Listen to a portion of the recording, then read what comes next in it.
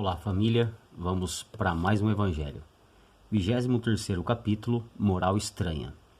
Os tópicos são: aborrecer pai e mãe, abandonar pai, mãe e filhos, deixar os mortos enterrar os seus mortos, não vim trazer a paz, mas a espada. Com certeza já falamos bastante sobre todo o evangelho. Estou aqui tentando abordar de uma nova perspectiva para que não fique maçante nem para mim dizer a mesma coisa, nem para vocês ficar assistindo a mesma coisa. Eu anotei alguns tópicos aqui para a gente conversar um pouco sobre este capítulo, que é bem interessante, como todos os outros, né? O primeiro aqui é aborrecer pai e mãe, e vem dizer aqui em Lucas, eu vou ler para vocês para entender do que se trata. E muita gente ia com ele, e voltando Jesus para todos, lhes disse: se alguém vem a mim e não aborrece a seu pai, a sua mãe, e mulher, e filhos, e irmãos, e ainda a sua mesma vida, não pode ser meu discípulo. E o que não leva a sua cruz e vem em meu seguimento, não pode ser meu discípulo. Assim, pois, todos de vós que não dá de mão a tudo que possui, não pode ser meu discípulo. E em Mateus está assim: o que ama o pai ou a mãe mais do que a mim, não é digno de mim. O que ama o filho ou a filha mais do que a mim, não é digno de mim. Então aqui está dessa maneira que não aborrece, mas em algumas traduções bíblicas está odiar, tá? Aqui vem deixar claro no evangelho pra gente que a palavra odiar, ou até mesmo aborrecer, irritar, o seu pai, sua mãe, o seu próximo, não pode ser atribuída a um Cristo que veio com a pregação de amor. Isso fica claro pra gente. Pra gente que tem uma crença que não é limitante e que somos orientados pela espiritualidade com a crença do Cristo, que nós somos cristãos, né? Que é a pregação do amor ao próximo, do melhoramento moral e da prática da caridade.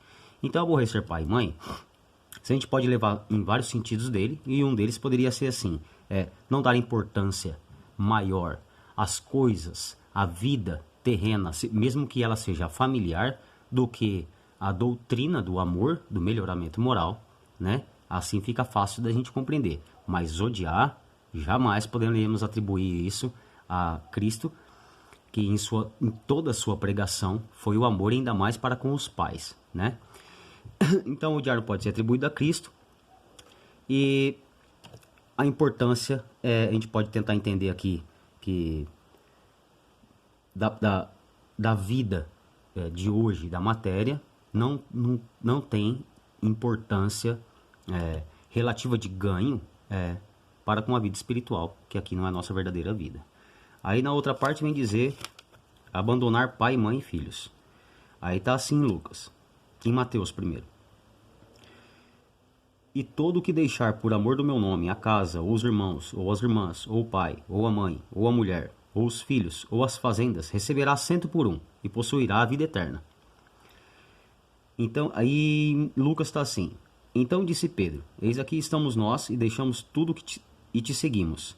Jesus lhes respondeu: em verdade vos digo que ninguém que uma vez deixou pelo reino de Deus a casa, ou os pais, ou os irmãos, ou a mulher, ou os filhos, logo neste mundo não receba muito mais, no século futuro, a vida eterna.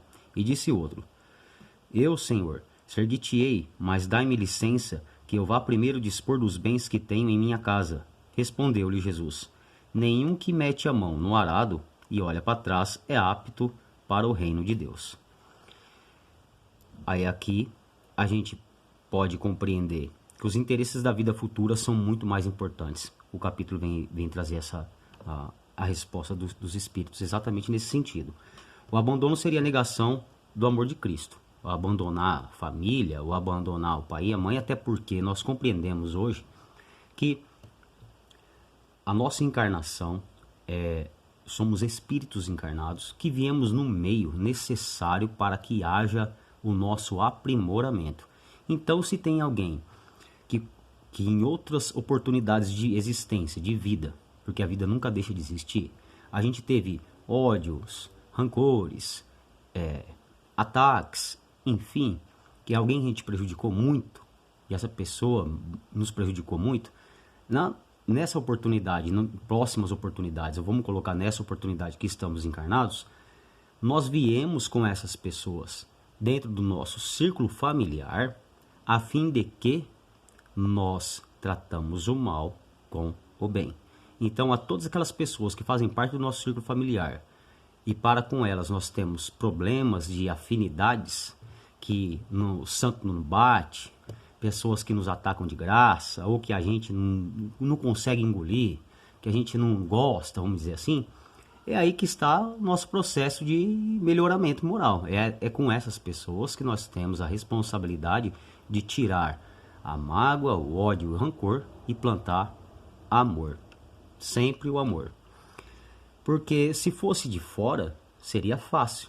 Imagina, veio nessa minha encarnação uma oportunidade de que eu quebre esta barreira de rancor, de mágoa, de ódio para com o espírito. Só que esse espírito, cara, eu vou conhecer ele é de outra cidade, ou enfim, é um amigo que eu vou conhecer.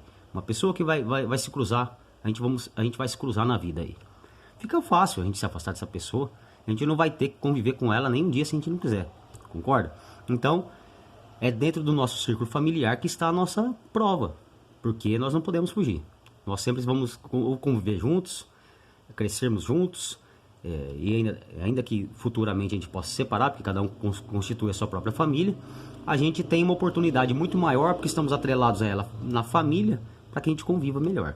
Então é aí que está o nosso trabalho, a nossa missão de se melhorar e de expurgar esse amor e esse ódio e colocar aí então amor.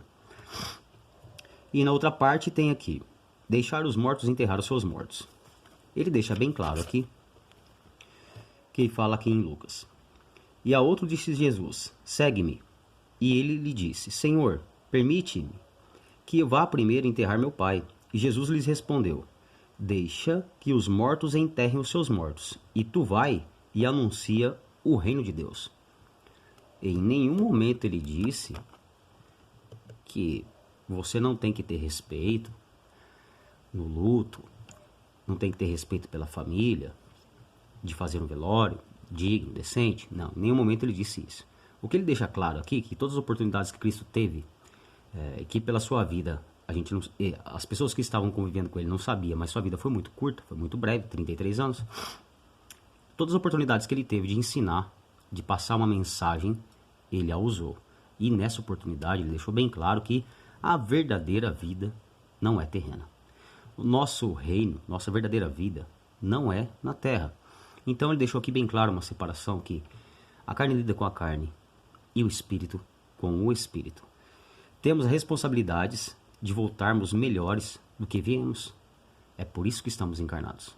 A fim de que nessa nova oportunidade, neste estudo, né, que é a vida, a gente resolva, passe por essas lições tão necessárias a fim de que a gente evolua, de que a gente aprenda, que a gente se aprimore, de que a gente faça bom uso de todas as qualidades que todos nós possuímos.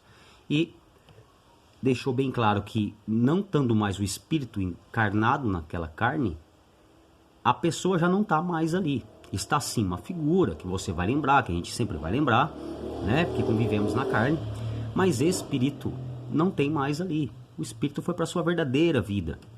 Ele voltou para a sua verdadeira vida. Então ele disse, vai e prega a vida eterna, é a vida futura, é a vida do espírito. Dizendo que não tem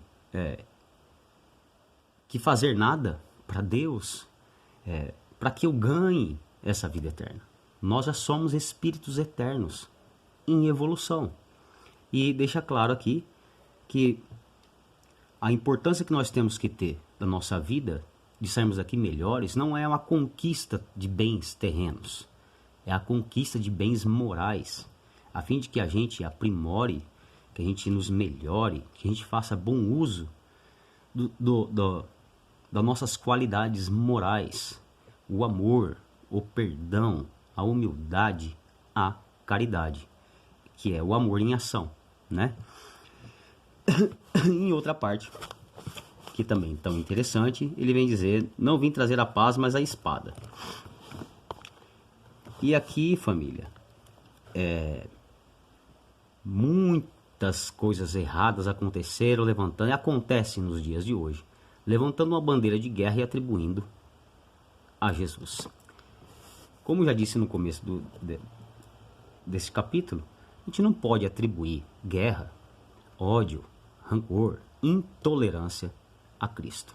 Todo aquele que se diz cristão e carrega intolerância, ódio, raiva, seja lá com que sentido for, seja para com quem for, ainda que para com alguém que se levantou como um inimigo, não pode ser atribuído a Cristo.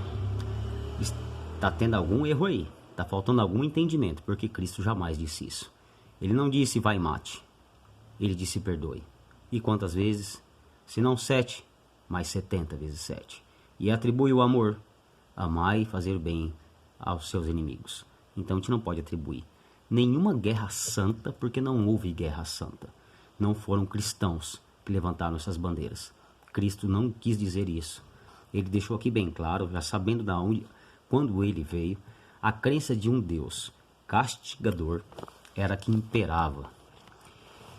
E ele sabia que ir contra uma doutrina de punição não é negar a superioridade de Deus.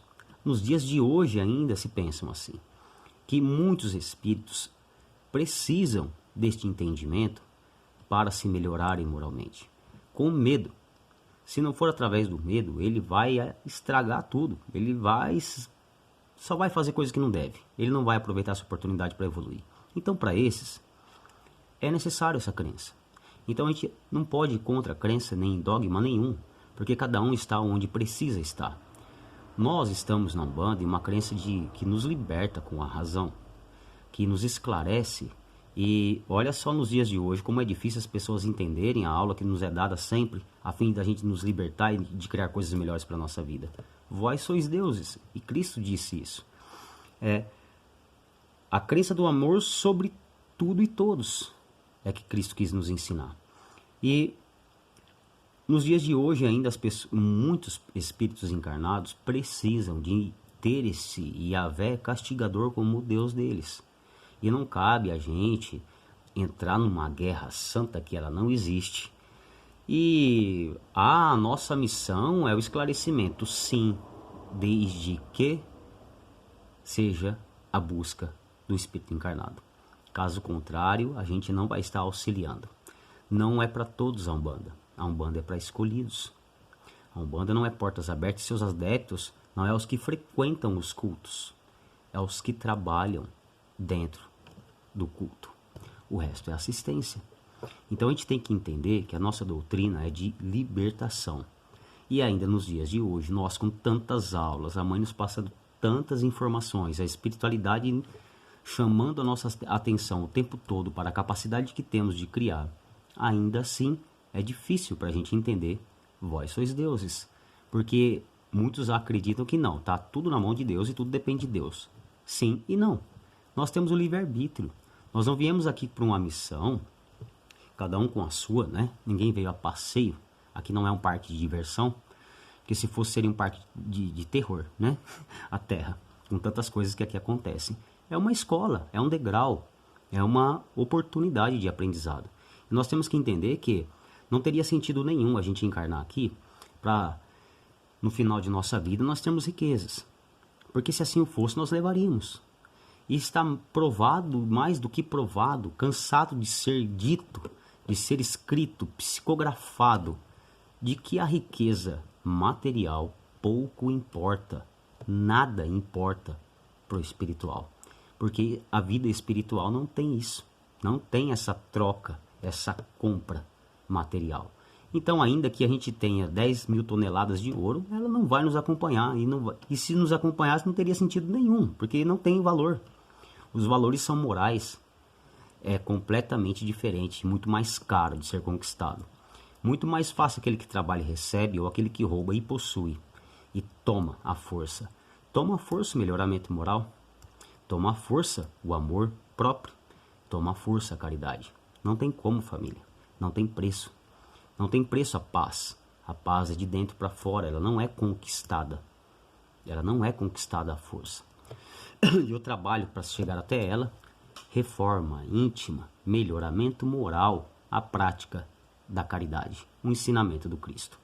Então, nessa moral estranha, neste capítulo, moral estranha, vem elucidar sobre muitos pontos que muitas e muitas crenças usaram e usam para mostrar um Cristo revoltado, um quebrador de ossos, que era o que esperavam na época de Cristo. E ele não foi esse quebrador de ossos. Ele veio colocar diante de uma doutrina de um Deus vingativo e castigador que a tudo punia se não fizesse atos externos de acordo com os dogmas prescritos, veio colocar amor. Ele veio dizer a todos que todos somos filhos do Criador. E isso era uma blasfêmia, ele foi morto por isso. Nos dias de hoje, será que ele também não seria? Entrando em algumas crenças limitantes, em alguns caminhos, porque ele é o governador da terra, ele tem essa missão de evoluir o coletivo, de auxiliar o coletivo, não só de um ou outro, e falar que vós sois deuses e que ninguém precisa disso, de que não é pedindo perdão que se liberta, é se perdoando e se melhorando, porque tudo que você planta, você colhe, e não tem ninguém que vai tirar isso do seu caminho, a não ser você. Então, será que hoje, nos dias de hoje, ele não seria também punido? Será que ele também ele não seria aceito por todos, nem seguido por todos? Não é assim? Então, o que a doutrina de Umbanda vem nos esclarecer é quanto às nossas potencialidades, tudo aquilo que nós podemos produzir. E temos que aproveitar a oportunidade que estamos tendo na carne para a gente fazer bom uso disso na prática. Na prática. Porque a gente falar de amor é muito fácil, compreender, entender a pregação de amor é maravilhosa, ame o teu próximo como a ti mesmo. Agora o difícil é a gente praticar isso no nosso dia a dia, diante de seres humanos que não estão preocupados com esse melhoramento moral. Que ele não está preocupado no perdão, no auxílio a alguém, não está preocupado em se melhorar moralmente, não está preocupado em ir embora daqui melhor, porque acha que isso aqui é uma vida só. E nós temos que aproveitar essa oportunidade para ganhar ouro, louro, fama, aplauso. E a gente sabe que isso não leva nada a ninguém. De bom, de ruim, traz bastante. Porque o bem se serve a Deus ou a mamon, é um outro capítulo. Fica difícil até eu ir entrar num assunto de cura nessa aula, mas eu não posso, porque senão eu vou entrar em outro evangelho que é o próximo, então fica meio difícil, eu tenho que me limitar a esses tópicos aqui. E a gente tem que entender que nós somos o juiz, e é isso que Cristo vem dizer, eu não vim trazer a paz, mas a espada, que muita coisa seria mudada e muitos se iriam contra dentro dos seus familiares, porque a doutrina de amor chocou, e acredite se quiser, nos dias de hoje ainda choca muito, porque é uma zona de conforto que ninguém quer sair, a falta de reforma e de melhoramento moral. Então, toda crença que não prega isso, ela é muito mais aceita, ela é muito mais bem-vinda, com dogmas que se limitam a peça perdão e aceite Cristo, se batize, dê o dízimo e será salvo. Salve perdão a todas as crenças que assim a fazem. Eu não estou aqui criticando ninguém. Estou tentando explicar para nós, filhos de Caberô Maru de Aruanda, na doutrina de Umbanda, que o melhoramento moral é acima de tudo, que somos espíritos em evolução e nós precisamos aproveitar a oportunidade de estarmos nessa vida para nos melhorarmos moralmente e não ficar preocupado com bens materiais, achando que num simples pedido de perdão nós seremos libertos, não teremos consequências nenhuma sobre nossos atos. Teremos sim, sempre teremos. Temos, e a gente pode comprovar isso na vida de hoje, nós não vemos facilidades, porque a gente aceita um Cristo de amor e prega caridade. Cada um vem com a sua missão, cada um vem com as suas provas. Nós tivemos a oportunidade de fazer essas escolhas antes de vir, a fim de voltarmos melhores do que viemos. O nosso foco tem que estar em fazer bom uso de tudo que seja favorável ao nosso melhoramento e ao bem nosso e ao bem do próximo, e não ao ganho. Ninguém está numa competição, nós não participamos de uma competição, nós não podemos entender porque alguém está bem financeiramente, ele está bem de vida, porque não é assim, a gente sabe que não é assim. Estar em paz não tem nada a ver com estar com dinheiro, pelo contrário, muito mais são os espíritos encarnados que têm paz sem ele do que os que carregam o bolso cheio dele. Porque tem coisas que o dinheiro não compra, família. Nunca comprou e nunca vai comprar. E a mais importante delas é a tão sonhada salvação. Será que a salvação não seria tão simples que a gente pode ter a oportunidade de viver hoje o céu e o inferno, como a mãe deixou claro pra gente na aula dela? Será que no dia de hoje ainda, mesmo tendo tantas coisas a serem melhoradas e trabalhadas em nós mesmos, será que a gente não pode viver um dia com mais momentos felizes, agradáveis? Será que a gente não pode aproveitar nosso dia e não focar no que nos falta e focar no que nós temos e temos em abundância? Então, será que não é fazer bom uso de todo aquele conhecimento que é passado para a gente na prática para com todos? Só que esse todos engloba primeiro nós e os nossos, porque eu faço parte da família Cabelo Maru de Aruanda, mas eu também tenho uma família e também tenho familiares. Será que eu não posso fazer do meu dia um dia melhor? Será que eu não posso aproveitar a oportunidade de hoje para tentar auxiliar quem está mais próximo de mim? E o primeiro deles sou eu? Será que eu não posso tentar fazer algo de novo? Tentar fazer algo novo? Em vez de ficar achando que é isso mesmo, que nada vai mudar, que estamos findados a sofrer e é o sofrimento que traz o melhoramento? Será que é só pela dor que se tem aprendizado? Será que é só sofrendo que se aprende, que se evolui? Não precisa de ser assim, família. E isso é a crença que a gente carrega, que cada um de nós carrega. Cada um com a sua cruz, cada um com a sua prova, mas todos somos auxiliados. Mas a aula é de acordo com o aluno. Então, eu acho que esse é um momento mais do que importante a gente tentar fazer uma reflexão sobre as provas que a gente acha que tanto passa. Será que nós não estamos tão apegados a esse raciocínio que se não tiver uma prova a gente não fica bem? A gente acha que está fazendo algo de errado? A gente acha que está fazendo algo de errado por estar ganhando, recebendo bênçãos, família.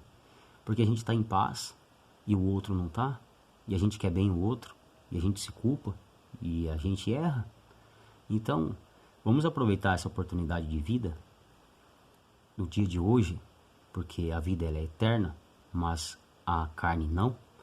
Aproveitar para que a gente faça diferente. Tente fazer algo diferente, algo novo. Estudar, ler. Tentar compreender uma aula em todos os seus sentidos e significados. Toda vez que a gente faz isso, a gente força o nosso intelecto a descobrir algo novo. E a gente sai desse mesmismo, dessa canseira de achar que não tem nada de novo a ser aprendido, de que é simples isso será repetido e acabou. Não é assim, família. Não é porque nós fomos escolhidos pela espiritualidade quanto instrumentos, e eles têm conhecimento e amor de sobra, que eu não tenho que fazer a minha parte em me melhorar, em me elucidar, em estudar. Como a gente não tá, a gente gosta de separar muitas coisas e atribuir à espiritualidade ações que são nossas. A espiritualidade tem por obrigação doutrinar e auxiliar o coletivo, não eu. Por que não? Por que não? Não é, nós não temos essa capacidade? Nós não somos luz? Não é esse o convite que a espiritualidade nos faz quando nos escolhe? É o convite à prática da caridade, como a mãe deixou bem claro. Perdão. Usarmos da nossa luz para auxiliar o próximo. A incorporação do Espírito para a prática da caridade. Será que não é isso? Então, acho que a gente tem que começar a compreender o nosso 50% de uma maneira diferente. Que a nossa parte não é só tomar nossos banhos de defesa, limpar a nossa casa, proteger com carvão, colocar a maçã com cravos, vigiar nossos pensamentos, defumar nosso lar, fazer oração da gratidão, ativar nossa fé positiva. Isso nós sempre teremos que fazer, porque somos espíritos encarnados. E para nos ajudar a equilibrar nossas energias, nós precisamos da natureza, porque nós somos parte da natureza. Então pisar na grama já ajuda. Tomar um banho de cachoeira é maravilhoso, um banho de mar, ser abraçado pelo vento, ser iluminado pela lua, pelo sol. Somos seres naturais, fazemos parte da natureza, e isso nunca vai deixar de ser bom. E hoje, mais do que nunca, se faz necessário, porque estamos enfrentando momentos difíceis, emocionais, físicos. Existe uma doença que está acabando com muita coisa boa, vamos dizer assim, que está expurgando famílias inteiras.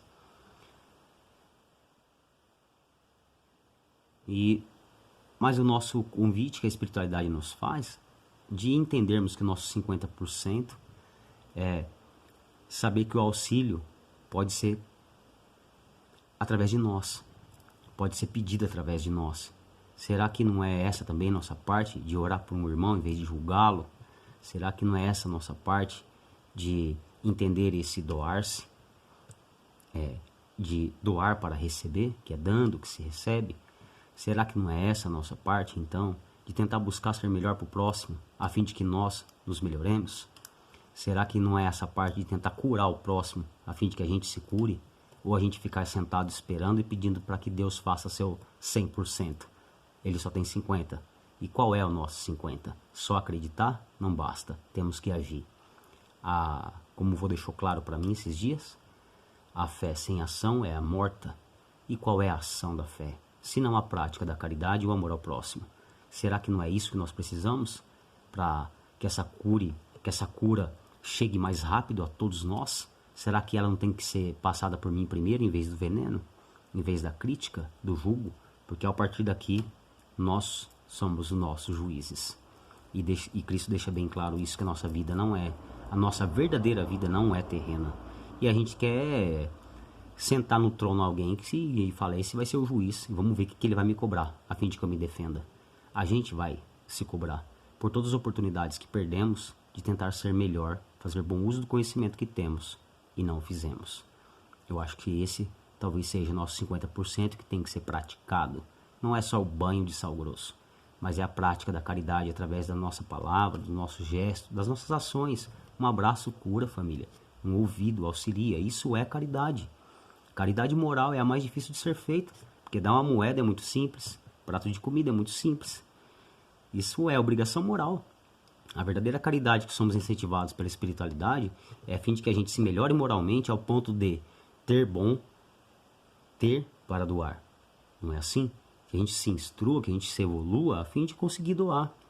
Esse é o nosso 50%. Se colocar em movimento para a prática da caridade verdadeiramente dita, em vez de ficar colocando empecilho para isso.